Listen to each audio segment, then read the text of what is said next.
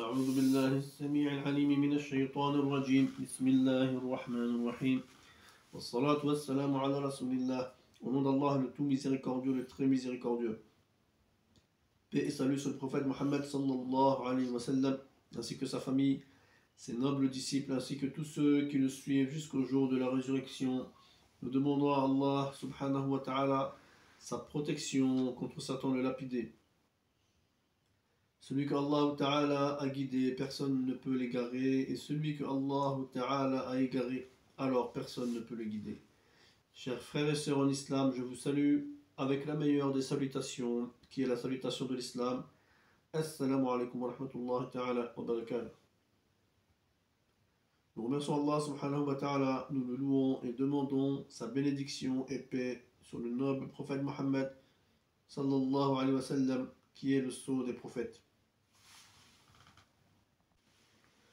Chers frères et sœurs en islam, nous allons aborder aujourd'hui la 19e leçon de Salat wa Zakat. C'est ici une traduction de leçon de votre cher frère, Cheikh Saleh Soualioudi Al-Fawzani, votre frère et élève, et nous vous remercions pour votre écoute. Nous remercions Allah subhanahu wa ta'ala pour ses nombreux bienfaits. Auparavant, nous nous étions arrêtés au verset 3 de la Surat Al-Ma'ida, la table servie, où Allah subhanahu wa ta'ala nous a dit Al-yawma akmaltu lakum dinakum wa atmamtu alaykum ni'mati wa raditu lakum al-islam dina faman ittarra fi makhmasatin ghayra mutajanifin li ithm fa inna Allah ghafurur rahim. Donc sur une partie de ce troisième verset, Allah Ta'ala nous dit aujourd'hui j'ai parachevé pour vous votre religion et accompli sur vous mon bienfait. Et j'agrée l'islam comme religion pour vous. Si quelqu'un est contraint par la faim, sans inclination vers le péché, alors Allah est pardonneur et miséricordieux. Voilà le verset que nous avions vu précédemment. Aussi, nous avons déjà parlé de l'histoire du prophète Isa, Jésus. Isa alayhi salam, lorsque ses disciples lui ont demandé est-ce que ton maître, c'est-à-dire Allah, peut faire descendre une table du ciel pour que nous puissions manger sur cette table. Cette histoire, nous l'avons déjà abordée auparavant. Les disciples ont dit croire, mais souhaitaient avoir la certitude. Donc ils ont demandé à Isa alayhi salam qu'il fasse descendre sur nous une table servie. Ce sera aussi un miracle pour nous et ceux qui viennent après nous. Alors Allah Ta'ala a fait descendre pour eux une table du ciel avec de la nourriture dessus. Cette sourate-là, Al-Ma'ida, la table servie. Donc ces versets-là, Allah Ta'ala a dit au prophète sallallahu alayhi wa sallam dans ce troisième verset, le jour où le prophète sallallahu alayhi wa sallam était sur le mont Arafat, Allah Ta'ala a fait descendre ce même long verset Al-yawma akmaltu lakum dinakum. Ce verset est descendu le jour de Arafat lors du pèlerinage d'adieu.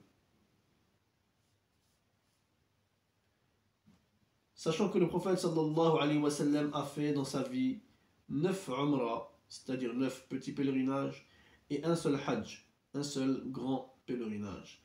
Chers frères et sœurs en islam, le prophète sallallahu alayhi wa sallam nous a dit, le hajj c'est une fois dans sa vie.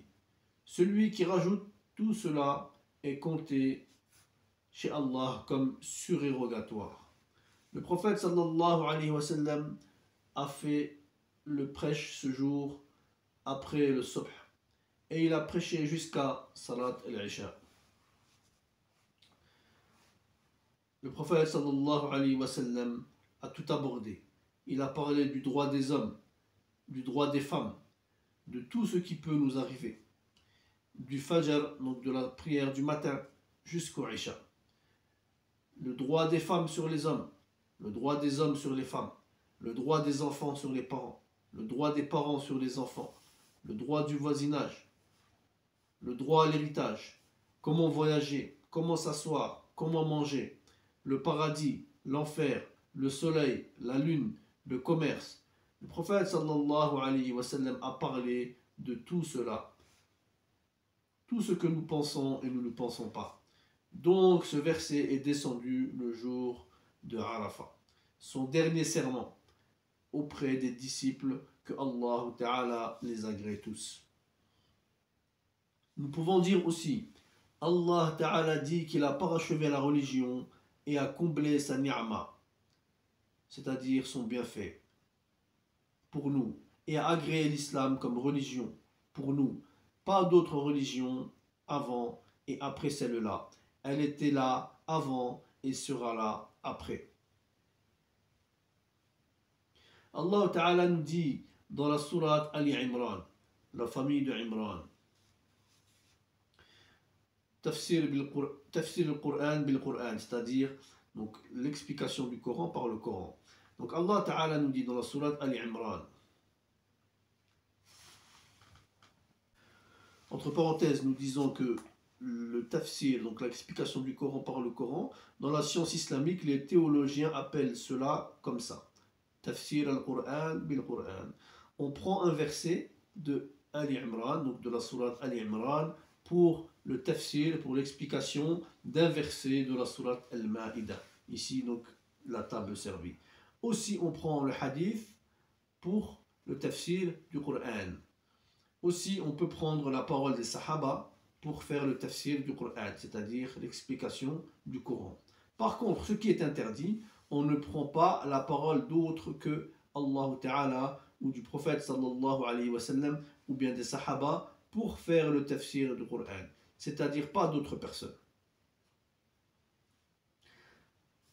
Dans la sourate Ali Imran, il est dit que la religion qui est auprès de lui est l'islam. Inna ad-dina 'inda Allahi al-islam. Faman yabtaghi ghayra al-islam dina. Celui qui prend autre religion que l'islam pour religion, falan yuqbala minhu.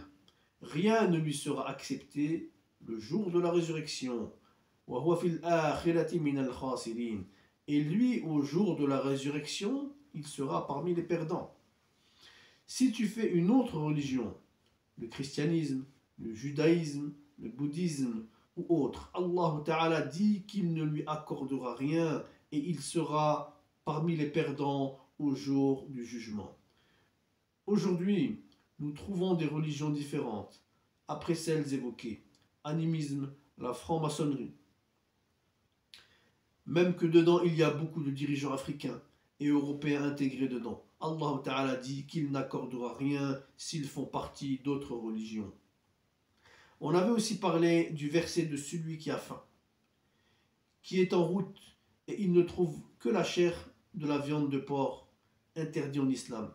S'il a faim et doit mourir, nous avions dit qu'il doit manger cette viande-là sans exagération et garde le reste jusqu'à ce qu'il trouve de la nourriture halal, permise, licite, ou un village ou un endroit où les gens lui donneront à manger. On a parlé donc ici d'exception par nécessité. Aussi l'alcool, il trouve cela, il a soif et doit mourir. Il doit boire à sa soif sans exagération, jusqu'à ce qu'il trouve de quoi boire.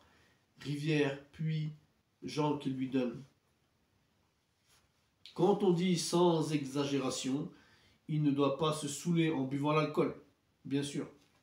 Dans ce cas-là, Allah Ta'ala dit qu'il est pardonneur et miséricordieux. فَإِنَّ اللَّهَ غَفُورٌ رَحِيمٌ. C'est-à-dire que dans ce cas de nécessité où nous allons manger la nourriture interdite, alors Allah Subhanahu wa Ta'ala est pardonneur et miséricordieux de ses actes. Rahim ici veut dire que le jour de la résurrection, Allah Ta'ala lui transformera ses péchés en miséricorde pour lui. Allahu Akbar. Donc Allah Ta'ala est pardonneur ici-bas et sera miséricordieux pour ce qu'il a fait au jour des comptes. La ilaha illallah. Chers frères et sœurs en islam, tous les péchés on peut le faire dans la nécessité, mais sans exagération. Ceci étant dit, il s'agit de tous les péchés, mais pas de l'association, même si on doit te brûler, comme nous l'avions déjà expliqué dans les précédentes leçons. Chers frères et sœurs en islam, ici s'arrête la leçon de Salat wa Zakat, la 19e leçon, et nous vous donnons rendez-vous pour la prochaine leçon, la 20e leçon de Salat wa Zakat. C'était votre cher imam, Cheikh Saleh Swalio Dial Fawzani, prêché par votre frère Sidia. Wa sallallahu ala rasulil karim. Assalamu alaikum wa rahmatullahi ta'ala wa barakatuh.